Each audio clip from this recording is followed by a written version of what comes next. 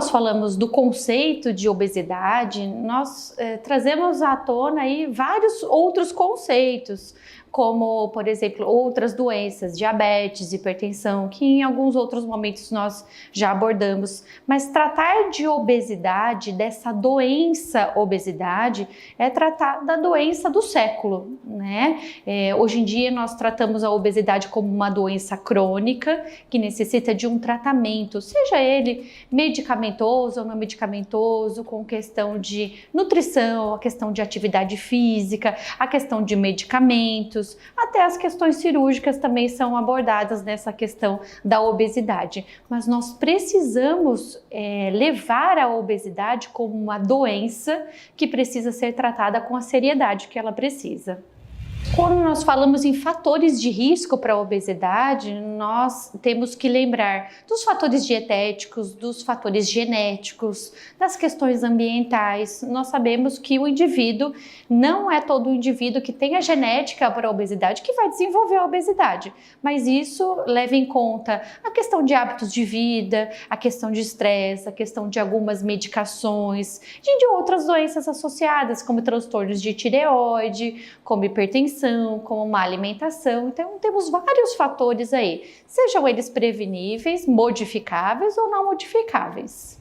E quando a gente fala em tratar, em reconhecer, nós precisamos sim fazer o diagnóstico. Por quê? Porque se a gente fizer um diagnóstico adequado, a gente vai poder tratar de forma adequada. E o tratamento se embasa em identificar quais são esses fatores de risco. Então, reconhecer que o paciente está em risco, que ele precisa perder peso, às vezes por uma alteração de algum joelho, de alterações mecânicas, de sobrecarga mecânica. Às vezes o excesso de peso faz com que a gente tenha algumas alterações de metabolização de colágeno, faz a questão de diagnóstico. E aí a gente tem as terapias medicamentosas e não medicamentosas. Obviamente que se a gente falar em questão de hábitos nutricionais, uma atividade física ou uma dieta balanceada, todo mundo sabe que precisa fazer, mas como fazer isso? Individualizar isso, reconhecer o que é o ideal e o que é o real, o que a gente consegue fazer na nossa rotina e tentar adaptar as ferramentas que nós temos, seja elas com medicações de uso contínuo, porque se a gente tiver hábitos antigos, nós vamos ter resultados antigos, né? Então, isso precisa de um segmento, de um acompanhamento médico, nutricional, fisioterápico, de um educador físico. É um contexto todo individualizado para reconhecer, naquele contexto, o que a gente pode fazer para melhorar. E hoje em dia nós sabemos que nós temos algumas ferramentas aí medicamentosas, medicações que a gente consegue fazer às vezes uma vez por semana. Temos as questões cirúrgicas também, de indicação de cirurgias bariátricas, mas como eu falo, remédio, veneno e comida, o que muda é a dose. E nem todo tratamento é indicado para todo mundo. A gente precisa individualizar esse tratamento para que a gente possa ter um resultado. Senão, o paciente acaba se frustrando cada vez mais. Então, a gente precisa compreender isso com a seriedade que ela precisa.